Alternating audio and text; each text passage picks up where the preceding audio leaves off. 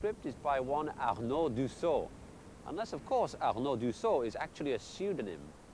Wasn't David Hare writing biker movies around this time in order to pay his way through socialist realism polytechnic? I think we should be told. The film stars George Sanders and Beryl Reid, though both appear far too infrequently in my opinion. The bulk of screen time is devoted not to George and Beryl, but to a biker gang appropriately named The Living Dead.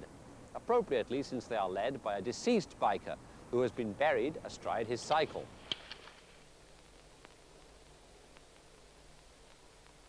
Tom! And another thing. You can only die once.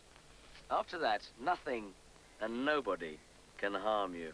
Oh, man, what are we waiting for? All of which leads to some fine out-of-the-grave stuff, none of it quite in the league of the fantastic nightmare sequences of Hammer's Plague of the Zombies. Psychomania, it is not clear why the film is named this, was directed by one Don Sharp, an Australian director who also made Witchcraft and The Face of Fu Manchu for Hammer. Face of Fu Manchu, with Christopher Lee as the demonic doctor, was in my opinion a far better, more inspired film.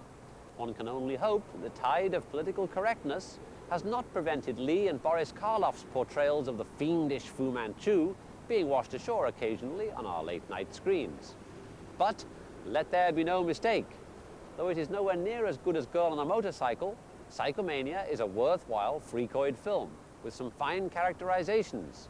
Gymkhana girls meet brutish bikers and some outstanding lines of dialogue. To wit, anyone taking a Maximus Leopardus from a graveyard is either foolhardy or ignorant. It's a good mix of late 60s and early 70s Hammer and Amicus horror films and the American biker flicks of the same era. What the blazes? What's going on in here? They just wrote.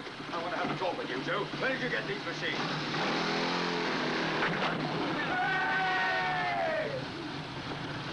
Tom? Well, have you made up your mind yet? Yes.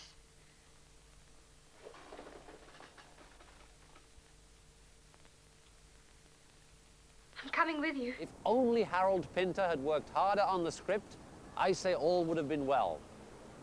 True fans of this movie will want to order copies of the soundtrack with its theme song, Ridin' Free, sung by Harvey Andrews. He really got it on. He rode that sweet machine just like a bomb. Everyone else will not.